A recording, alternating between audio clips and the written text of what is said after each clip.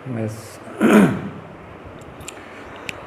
আশা করি তোমরা ভালো আছো।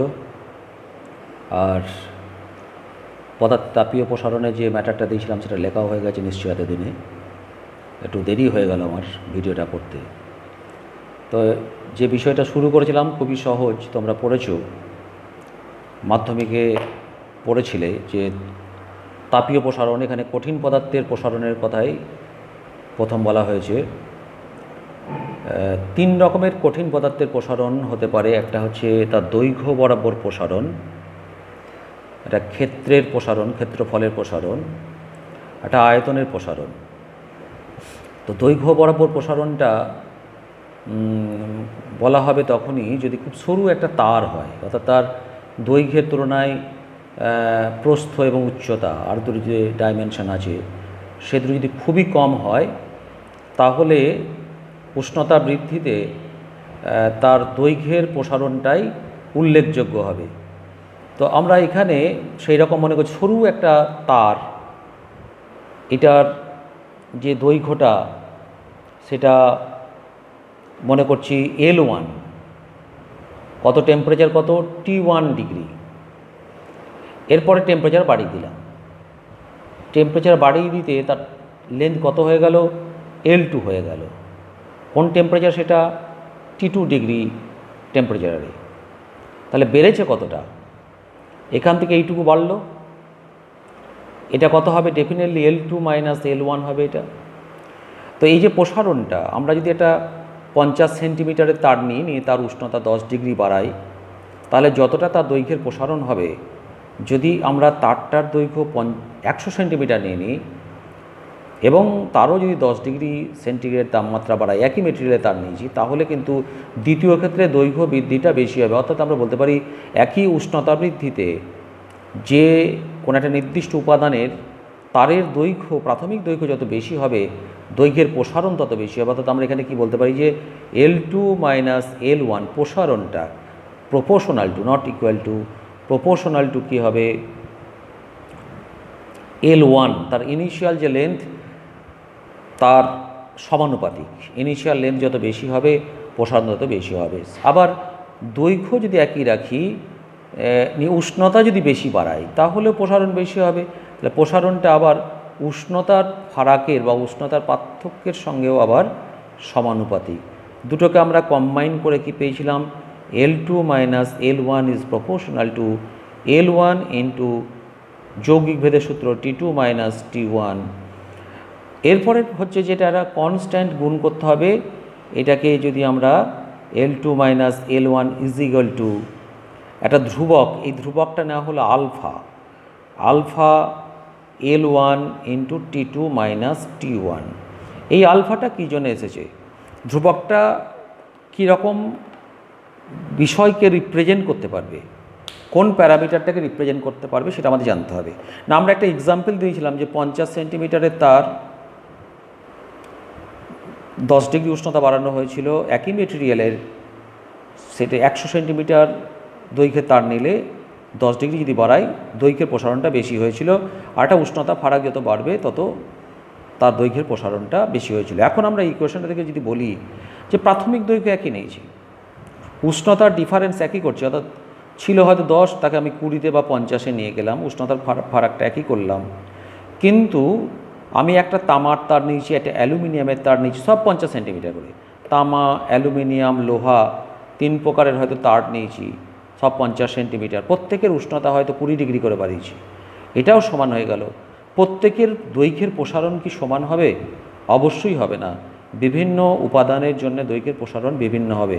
তাহলে সেই বিভিন্নতাটা কে রিপ্রেজেন্ট করবে, আলফাটা, কারণ এইগুলো সেম একই আছে, সবার জন্য একই L1 এবং T2 মাইনাস T1, কিন্তু L2 মাইনাস L1টা পৃথক হবে যখন আলফার মানটা পৃথক হবে, অর্থাৎ অ্যালুমিনিয়ামের আলফা, লোহার আলফা বা তামার আলফা এগুলো আলাদা হবে। তাহলে এই আলফাটা একটা উপাদানের ধর্ম, তাপীয় ধর্ম, সেই ধর্মটা কীরকম প্রসারণ সম্পর্কিত, তাই এইটাকে বলা হচ্ছে, যেহেতু দৈর্ঘ্যের প্রসারণ তাই আলফার নাম দেওয়া কী হলো, আলফাটাকে বলা হচ্ছে, দেখো এখানে লেখা আছে আলফা হচ্ছে দৈর্ঘ্য, পদার্থের দৈর্ঘ্য প্রসারণ গুণাঙ্ক।